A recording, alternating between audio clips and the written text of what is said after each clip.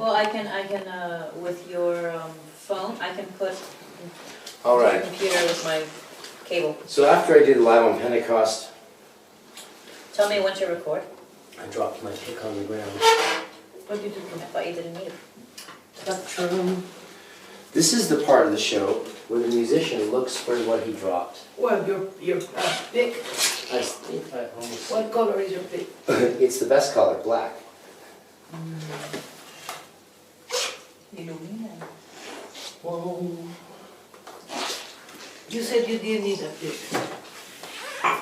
Well, apparently he does, Mother, otherwise you don't be looking There you there. go. Oh, yeah. Tell me when you want me to record, and I'll record it. So, after seminary, one of the reasons I didn't go to work immediately for the church was because when I get into music mode, I transition from my cerebral brain into my emotional, creative center. To be honest, it's a very, very different place to, and access is a different part of me. It's probably why after 7 years of master's degrees and all that theology and stuff and languages, I needed to feel. I needed to feel God in a very different way. And for me, being in a band during my doctoral studies, being in a band was the best thing I could have done because I learned to connect with regular people. Everyone said at first, you know, you don't look like a musician, because I was in Ireland, like, you don't look like a musician, lad. You don't at all. You look more like some sort of, I don't know, priest. Like, I would say, don't be fucking ridiculous. Pardon my French. So that's crazy. They didn't know they didn't know about my background, and they needed to not know. No one would have believed, of course, that I had the background I had. And for me, though, it was a spiritual pilgrimage. It was always a spiritual, my whole life's always been a spiritual pilgrimage. And I was able to communicate and learn how to talk to different people. Like, I always grew up in such a privileged private school world. It was very hard for me to connect with regular people. My classmates, my friends who all smoked and did drugs and drank and smoked weed, a lot of them were from very rich, very successful families. If you know Cheech and Chong, Jabron Chong was my classmate. His son was my classmate. One of the greatest classmates I had was a stoner kid named Lolly. And a stoner kid. We always thought of him as just this tall kid who was like from India and his parents were rich and thought of him as Lolly. When he graduated... What school was this? Vancouver Waldorf School. But when he graduated, he said, so my graduation plans are to go back to India and start an arranged marriage so I can get $1 billion. I think it was more like 50 million, but close. And to marry a princess and be a prince. And I was like, how is that possible? And it turned out, well, it's because he's not Lolly. His name is Prince Lalitesh Tripathi. And he went to your school. Oh yeah, we had a lot of strange characters. And he was a stoner. He was the And pig. what, so your parents... Now he's a wanted- politician in India, So doing your good. parents wanted a successful son in you. My parents, Why did they send you to that school in the first my place? dad did not want me to go to that school. My mom wanted me to go to a school that had spirituality. That's what she And cared that about. was a school? Yes, and Spirituality. they were very good with spirituality. Because Rudolf Steiner formed the Waldorf School, the Steiner Schule system, and he developed it out of the Renaissance Hermetic tradition of Christianity that's called Rosicrucianism, which is the belief in the But Rose. it was a private, only boys only? No, girls and boys, Girls and and boys, no boys. uniforms. No uniform. But we didn't wear logos. We weren't allowed to wear black, and in the first 8 years, we were discouraged from watching TV. They also didn't teach us to read until we're 10 years old. Oh, yeah? Yeah, they believe that children need to develop their emotions before they develop their brain, and need to have the freedom to become bored, develop their imagination, and learn how to play out of their own creativity rather than be stimulated all the time. Like all And Waldorf schools. yeah, exactly. It was it was typical Waldorf school, but very good. I had very good Oh, that's teachers. great. I had PhD teachers Yeah, and all the an time, art yeah. teacher that told us about stories of doing acid and meeting Elvis. Okay. And we had an ex-Anglican priest who, very good people. We had very good teachers. Yeah, human beings. At a certain point, I just think it doesn't matter what your religion is or what your titles are, but for the love of God, be a human being, you know? And that's sort of what this song's about. From this album I did, it was my first studio album that got me, So this is your music? this is my music. And that's a lute. This is an 8-string Irish gazooki, which is a hybrid of the Greek lute. Oh, it's a bouzouki, sorry. Name is right there. Look Yeah, at that. eloquent. My name is on it. I know, right? Super cool. You want some? Oh my god.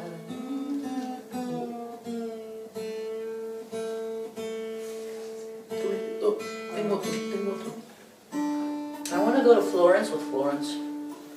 Can you imagine going to the museum, the Uffizi, l'Accademia? I know, right? We should. ¿Has ido a Florencia? ¿Has ido a Florencia? ¿Has ido o Rubén? Ah, está esperando para él. Las mandarinas están bien dulces, compré 10 ayer. Sí. Y veo en la oficina. Is this the song you would like me to record, Eloquent? Hey, record everything. So let me know when the song starts. So my family's tradition is very Scottish, very Ireland, and also a bit Italian. And so I grew up with a very strong belief in nature and fairy spirits as well as angels. It's like fairies and angels are all hanging out together. Once I said to one of my Catholic priests, I said it must be the influences of the fairies, and he said, and he was a Tridentinist old Catholic priest with like when they wore the hats with the tassels on them. You might remember. You guys won't know what we're talking about. Remember the hat? You know. I remember. Yeah, you remember the hat with the fuzzy top thing. That if you saw it today, if people saw it today, they'd be very confused. I think. Yeah. They'd be like, "What's that? That's not a priest. He must be Muslim." And I mentioned the fairies. He said, "Fairies," and I was joking, of course. But then I went theological on him. I said, "Father, do you not believe in fairies?" He said, "Rubbish." A very scientific, enlightenment answer from a priest, especially from a Catholic priest that believes that the Mass should not have ever been translated into the common language. These are priests, there's one the order. 1960s, eh? There's one order after the Vatican II Council that was allowed to exist. One order of Catholic priests by the Catholic Church. Many orders split. One order was allowed to maintain a tradition of priests only trained in the old Latin rite, the Tridentine rite. There is one order, OCSO, I believe it is. And they train their men very traditionally. It's very, very, very, very traditional. But I said, because you're so traditional, you can't say there's no fairies. And he said, why not? And I said, because the Pope authorized a book called the Malleus Maleficarum, which was the witch's hammer.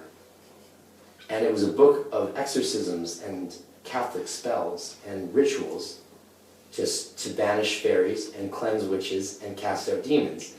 Now, if the Pope said that this is a tool for priests and gives it the imprimatur and the nihil obstat, which means without blemish, then it's canon. And of course, Catholics can't change their mind on what's God's will. So, technically, Catholics believe in fairies. Because you wouldn't have an exorcism for something that didn't exist, would you?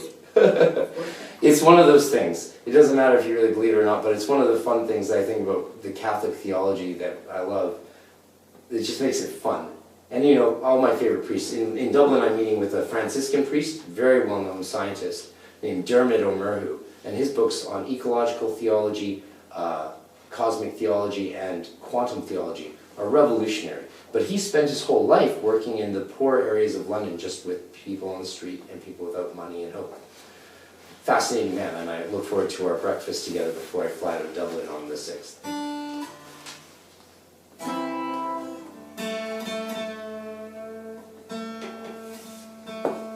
The Alchemist's basement is cold and damp. So here you go. This song is called The Drunken Priest and the Ghostly Hymns of Autumn. He's the drunken priest, in case you guys are wondering. If you see most videos of me on stage with a pint of Guinness, most of the time it was cold coffee. Okay. If you're playing 200 shows a year, you can't drink every night. Of course. And the shots, we would do 10 shots a night. Apple juice. That's Plus then, when people buy you the shots, the bar gives you them half the money. It serves you apple juice. Of course. It's an old musician trick. It was very fun to learn that That's stuff right. after studying ancient Hebrew. You probably know some of those things from Yeah, I do. your life. Yeah. All the tricks of the entertainers. Yeah. My husband drinks, and so do I. I'm very good at acting more intoxicated, or there's a stage mode. If people talk to me after a 45-minute set or a 3-hour show, and they think that I will, 1, remember them, 2, remember what we talked about, or 3, accurately represent who I am as a person, that's ridiculous. I'm there as an entertainer. Okay. Just like when I'm a priest doing the Eucharist, it's not eloquent. So now you are our entertainer.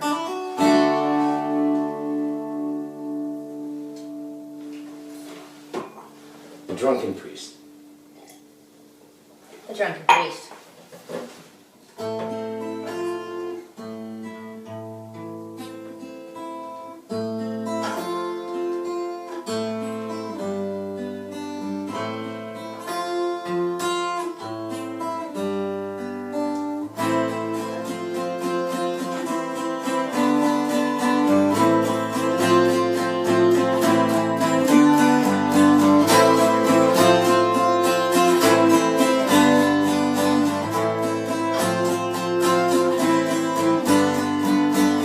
When the world was first made, I heard the angels lute that played the song of Adam, the song of Eve, composed in heaven while the devil grieved.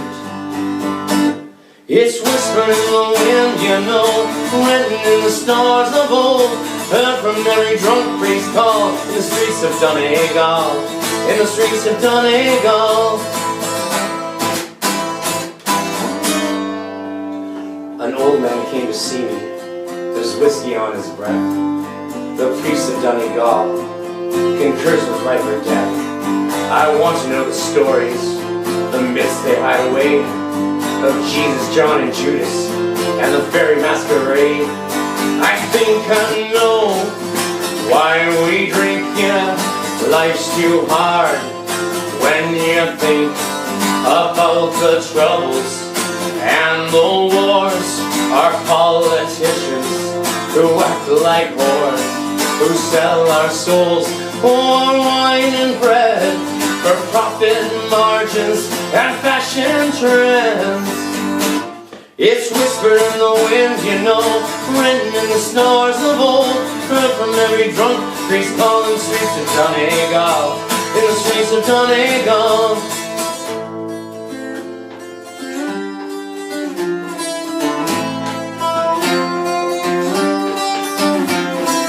Baby, I don't hang more, baby, I don't.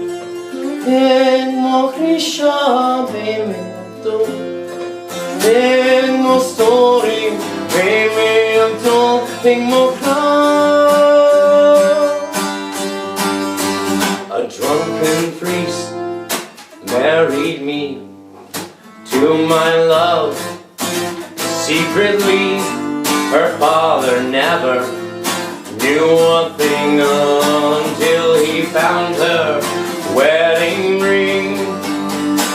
Oh Jesus, how I loved you so, but you killed the other gods, you know, murdered by your priests of old, in the streets of Donegal, in the streets of Donegal.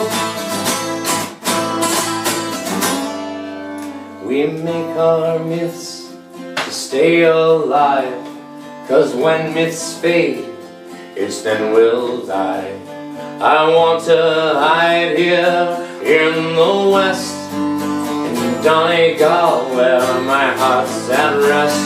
Once here we sit in these pubs each night, we play our music just to fight against the evils at our door that tell a lie that we need more.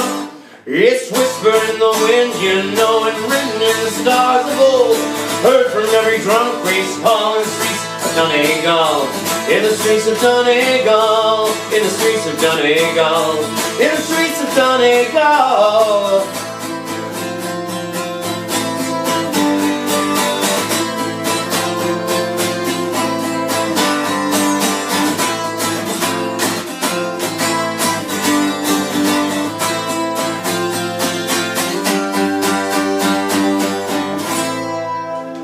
Oh, nice.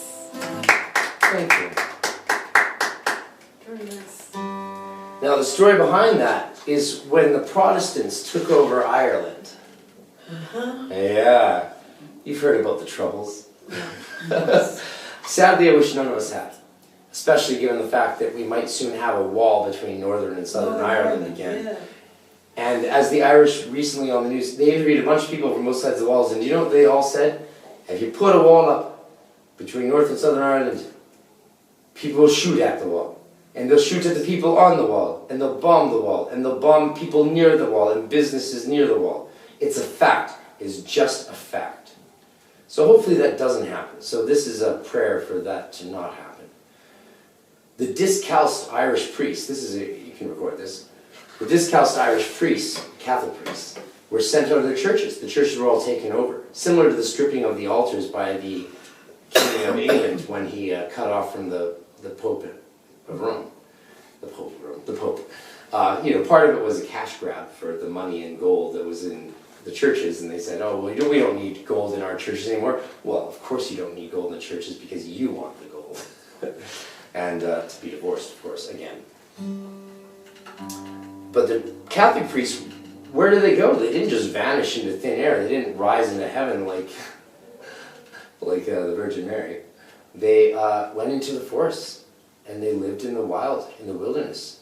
And they developed this mystique about them, that there was some mystical power to these old Catholic priests that weren't allowed to have a church anymore and were just in hiding. But the people, of course, were all Catholic.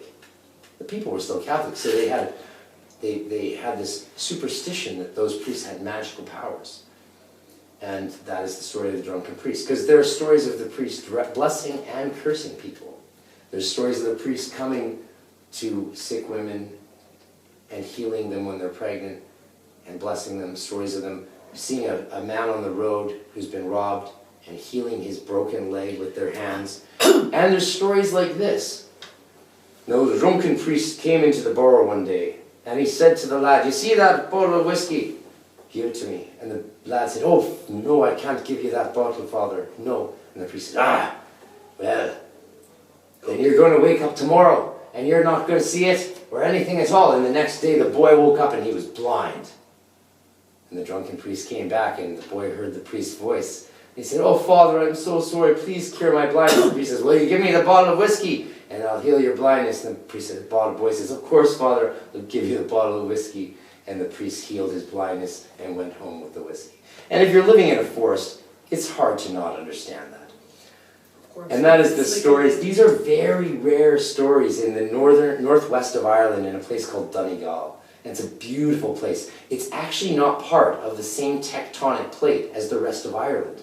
And if you see the landscape, it looks just like Scottish landscape. And sure enough, we now know that the northern part of Ireland was actually originally part of the same tectonic plate, so therefore the same landscape as Scotland.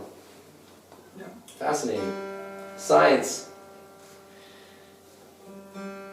This is a song that I wrote for my grandmother. And Wait, say that again? This is a song... Wait, I'm going to record again for the next one. So This- you want... Wait, 1, 2, 3... The Drunken Priest. The song The Drunken Priest I put a lot of money into. We spent a lot of time recording it. We got to open for the Mothers of Invention. Not with Frank Zappa, but, the Mothers.